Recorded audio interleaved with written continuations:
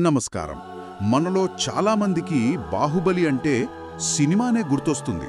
అవును, ఆ సినిమా చాలా ప్రసిద్ధి చెందింది కదా. నిజమే. కానీ కర్ణాటకలోని శ్రావణబెళగొళలో గొమ్మటేశ్వరుడి విగ్రహముంది.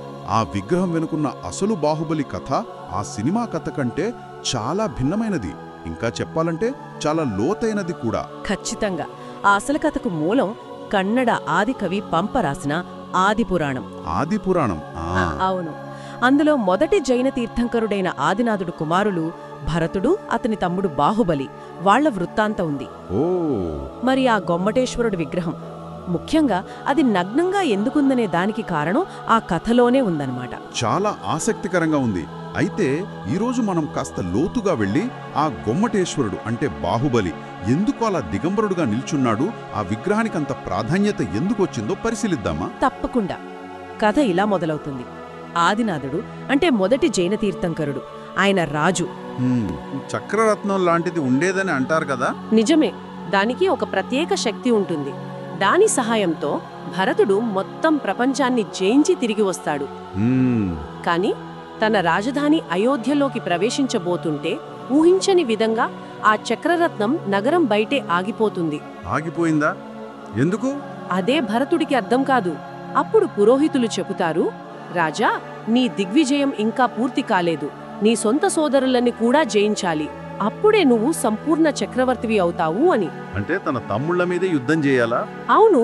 తన ఆధిపత్యాన్ని అంగీకరించమని వాళ్లకి కబురు పంపుతాడు. మరి వాళ్ళేమన్నారు? అక్కడే అసలు విషయం. బాహుబలి తప్ప మిగిలిన 98 మంది సోదరులు, అన్నా, మాకు యుద్ధాలు రాజ్యాలు వద్దు, మేము కూడా నాన్నగారిలాగే వైరాగ్య మార్గాన్ని అనుసరిస్తాం అని చెప్పి రాజ్యం వదిలి తపస్సుకు వెళ్ళిపోతారు. 98 మందా? మరి బాహుబలికి ఈ విషయం తెలుస్తుంది. అన్నగారి అహంకారం చూసి అతనికి కోపం, ఒక రకమైన విరక్తి కలుగుతాయి. అధికారం కోసం కన్నవాళ్లను కూడా లెక్క చేయని అన్నగారికి గుణపాఠం చెప్పాలి అనుకుంటాడు. యుద్ధానికి సిద్ధపడతాడు. అయ్యో, అన్నదమ్ముల మధ్య యుద్ధమా? పెద్ద సైన్య నష్టం జరుగుతుంది గదా. అవును. కాని అక్కడ మంత్రులు చాలా తెలివిగా ఆలోచిస్తారు. ప్రజల రక్తం చిందించడం ఎందుకు, మీ ఇద్దరి బల పరీక్షకు ద్వంద్వ యుద్ధాలు పెడదామని సూచిస్తారు. ద్వంద్వ యుద్ధాలా? ఎలాంటివి? 3 రకాలు. మొదటిది దృష్టి యుద్ధం. అంటే కనురెప్ప వెయ్యకుండా ఒకరినొకరు ఎంతసేపు చూడగలరు అని. ఆసక్తికరంగా ఉంది. ఇందులో బాహుబలి గెలుస్తాడు. రెండోది జలయుద్ధం. నదిలో నిలబడి ఒకరి ముఖం మీద ఒకరు నీళ్లు కొట్టుకోవడం. ఎవరు ముందు ముఖం తిప్పుకుంటే వాళ్లు ఓడినట్టు. అందులోనూ బాహుబలిదే పైచేయి. సరే, ఇక మూడోది మల్లయుద్ధం. అంటే కుస్తీ కదా. అవును, మల్లయుద్ధం. ఇద్దరూ మహాబలవంతులే, భీకరంగా పోరాడతారు. కాని చివరికి బాహుబలి అన్న భరతుడిని పైకి ఎత్తి నేలకేసి కొట్టడానికి సిద్ధపడతాడు. అమ్మో! కాని సరిగ్గా ఆ క్షణంలో ఒక్క క్షణం ఆగిపోతాడు. అతనికి జ్ఞానోదయం కలుగుతుంది. జ్ఞానోదయమా? ఆ సమయంలోనా? అవును. చీచీ, నేనేం పని చేయబోయాను? ఈ చిన్న రాజ్యం కోసం, ఈ అధికారం కోసం తండ్రితో సమానమైన అన్నయ్యను ఇంత అవమానిస్తానా అని పశ్చాత్తాపపడతాడు. వెంటనే ఎంతో గౌరవంగా భరతుడిని కిందకు దించుతాడు. క్షమించమని అడుగుతాడు. అప్పుడు భరతుడు తమ్ముడు గొప్పదనాన్ని అర్థం చేసుకున్నాడా? అక్కడే కథలో ఇంకో మలుపు. ఓటమిని, ఆ అవమానాన్ని భరతుడు అస్సలు తట్టుకోలేకపోతాడు. ఆ అహంకారంతో, కోపంతో తన చక్రరత్నాన్ని బాహుబలి మీదకు ప్రయోగిస్తాడు. ఏంటి, తమ్ముడు మీద? అవును. కాని ఏం జరిగిందంటే ఆ దివ్యచక్రం బాహుబలికి హాని చేయలేదు. ఆయన చుట్టూ 3 సార్లు ప్రదక్షిణ చేసి ఆయన ముందు నిశ్శబ్దంగా ఆగిపోయింది. అద్భుతం. అది చూసి భరతుడికి చాలా సిగ్గేస్తుంది. తలదించుకుంటాడు. మరి ఇప్పుడు బాహుబలి ఏం చేశాడు? అన్నను ఓడించాడు, రాజ్యం గెలిచాడు కదా. లేదు, అక్కడే బాహుబలి నిజమైన గొప్పతనం బయటపడుతుంది. గెలిచినా కూడా ఆ రాజ్యాన్ని తీసుకోలేదా? లేదు. అన్నను దగ్గరకు తీసుకుని ఓదారుస్తాడు.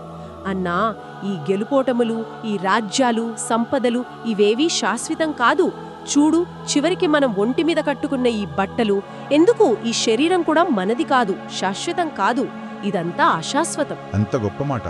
నిజమైన మార్గం మన నాన్నగారు, మన సోదరులు చూపిన వైరాగ్య మార్గమే అని చెప్పి ఆ క్షణమే తన ఒంటిమీద ఉన్న వస్త్రాలను కూడా తీసేసి దిగంబరుడుగా మారిపోతాడు. అక్కడికక్కడేనా? అక్కడికక్కడే దిగంబరుడిగా మారి అన్నీ త్యజించి మోక్షం కోసం తపస్సు చేయడానికి బయలుదేరుతాడు. శరీరం కూడా ఒక బంధమే అని, దానిమీద మమకారం కూడా వదిలేయాలని నిరూపిస్తాడనమాట. అబ్బో, అదా సంగతి. అంటే శ్రావణ బెళగోళ్ళలోని ఆ గుమ్మటేశ్వరుడి నగ్న విగ్రహం అది కేవలం బట్టలు లేకపోవడం కాదు. కాదు, అస్సలు కాదు. అదే అధికారం, అహంకారం, సంపద, బంధాలు, చివరికి శరీరం మీద మమకారం, ఇలా అన్ని రకాల మానసికమైన వస్త్రాలను కూడా త్యజించడానికి ప్రతీక అన్నమాట. ఖచ్చితంగా. ఐహిక బంధాల నుంచి పూర్తి విముక్తికి, అశాశ్వతమైన వాటిపై మమకారాన్ని జయించడానికి ఆత్మజ్ఞానమే అసలైన సత్యమని తెలుసుకున్న స్థితికి ఆ విగ్రహం ఒక నిలువెత్తు నిదర్శనం. నిజమే. ఈ ప్రపంచంలో ఏదీ శాశ్వతం కాదనే ఈ సనాతన సత్యం వేలేళ్ల నాటి బాహుబలి కథలో ఎంత బలంగా కనిపిస్తోందో. అవును. మరి ఇప్పుడు ఆలోచిస్తే నిరంతరం అధికారం, సంపదల వెంట పరుగులు తీసే మన ఈ ఆధునిక కాలంలో బాహుబలి చూపిన ఈ వైరాగ్య మార్గానికి, ఈ పరిత్యాగానికి ఇంకా ఏమైనా విలువ ఉందా? మనం నేర్చుకోవాల్సిందేమైనా మిగిలి ఉందా? అది నిజంగా ఆలోచించాల్సిన విషయమే.